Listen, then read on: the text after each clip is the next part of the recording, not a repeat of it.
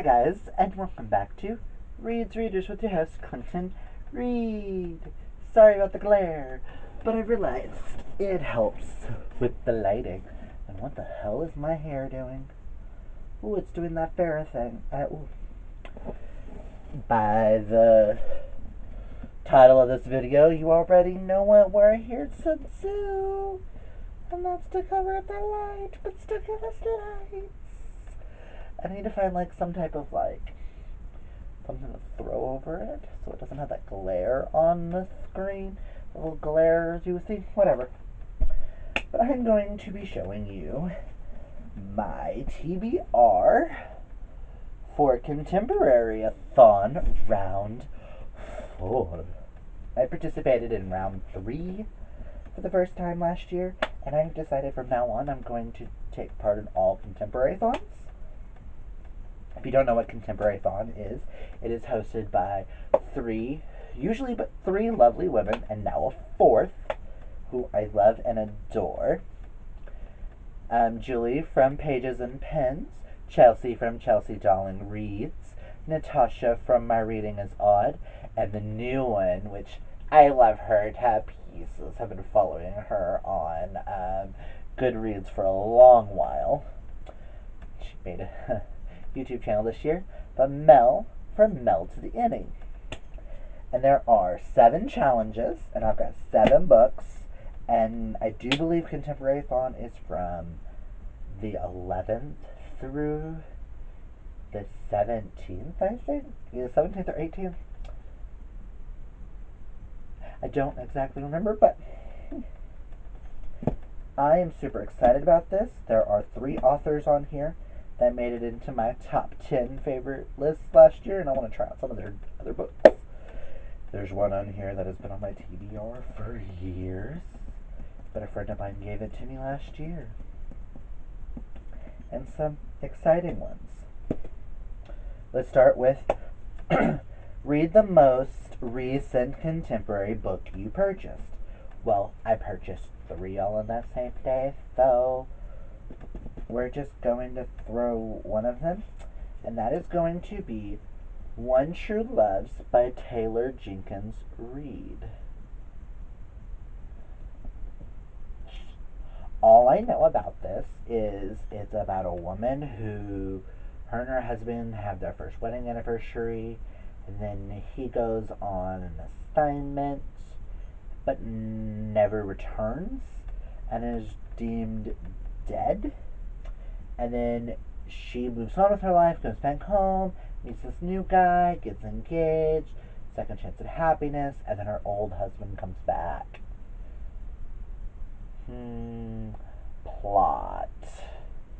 And I read 7 Husbands of Evelyn Hugo last year, and I've been wanting to check out more by Taylor Jenkins Reid, and this is actually the book for the Taylor Jenkins Readathon, or read-along, that Chelsea's part of, so I was like, why not? We'll start with this one. Next is to read a book with blurple on the cover, which is either blue or purple, which you're going to notice that almost all of these but one have blue on the cover. That have blue on the cover. And that book is going to be Goodbye Days by Jeff Zetner.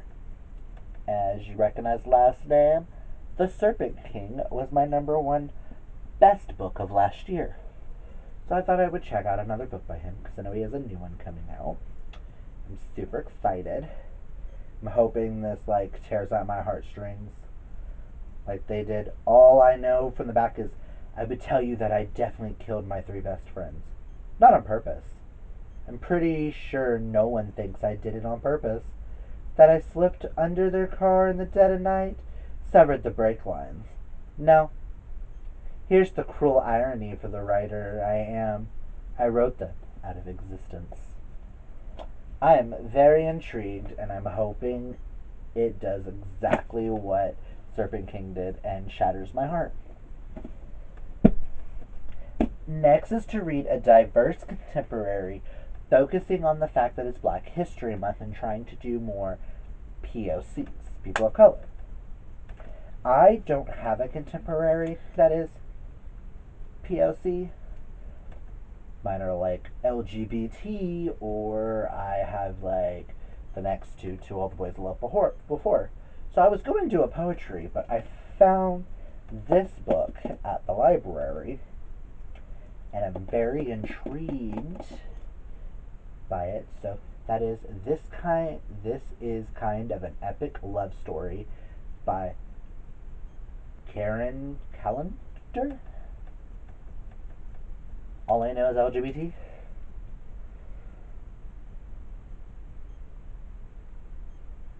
And life unraveling, and people searching for their happy endings. So I thought I'd give it a go. Next is to read a dark, emotional, and hard hitting contemporary. And for that, I went a little bit outside the box from mystery, because I like to throw in like some sort of thriller or mystery. I think this is both. But I'm going to do Sadie by Courtney Summers. I also have the audiobook for this, so I'm going to listen to it while I read, because everyone raves about both ways, and I'm like, you love the audiobook, but you love the physical book? Why don't I just do both at the same time, like I always do? All I know is this is about girl whose sister is murdered, and then she goes hunting down for who the killer is, and it's a dual perspective. You're in the timeline with her, but then you're also with this podcast who is telling her story. It's like, I've heard really good things, so why not? Next is to read a contemporary that you meant to read in 2018. Now for this one, guys. Don't hurt me. I've only ever read one book by this author, and it was because he wrote it with another author back when I was in high school. Wrote it with David Levithan. And I have never read this book. I have seen the movie. Thought I would start with this one because I got 3 on my shelf. And a friend of mine gave me this last year as a present. Don't shoot me. But The Fault in Our Stars by John Green. And just everyone knows cancer. I don't know if I'm prepared for it, but it's a book I meant to read in 2018. It was actually on one of my 2018 goals. But I didn't get to it. And we're just going to leave it at that. I'm kind of ashamed. I've never read John Green by himself. So I'm finally going to read John Green. Next is to read a contemporary in a non-traditional format, which is either audiobook, ebooks, poetry, graphic novels, stuff like that. And for that, I'm going to read Bloom by Kevin Panetta and Savannah Gednarush. I can't pronounce her last name, but I'm going to read Bloom, which is a graphic novel that I pre-ordered. That artwork is just to die for. It is about a kid whose father is a baker, and he doesn't want to bake. He wants to make music, but then he meets another guy who loves to bake, and ensues from there. This is volume 1, and if I like it, I'll have to pre-order the next one, because I pre-ordered this one. I don't know why I'm sounding so demure today, but I haven't been to bed, and it's 8:48 in the morning. So bear with me, guys. And the last one is to read a contemporary with some sort of picture on the spine, which could be like, oh, this one has like the little birdies. But I decided to go with Foolish Hearts by Emma Mills. I know nothing about this except for Midsummer Night's Dream, and I want to go in to a blind. This Adventure Ends by Emma Mills made it to my top 10 books of the year last year, and I read it during the last Contemporaryathon, both her and Zentner. Do I get a Mills and a Zettner for every readathon until I've read all their books? I might have to do that. But I want to check out this one. Absolutely loved this Avenger Ends, and I want to go in this blind. And this cover is stunning, and the pattern continues on to the spine. I don't know how much you can see of it, but yeah, I am actually super excited for this round of Contemporaryathon. It's gonna be so much fun. I'm actually super excited about all these books and can't wait to start this year off right with my first readathon of the year. And then the day after this readathon ends, I have an announcement video, so stay tuned. But those are the books that I'm going to be reading for this round of Contemporaryathon. I hope you guys join us.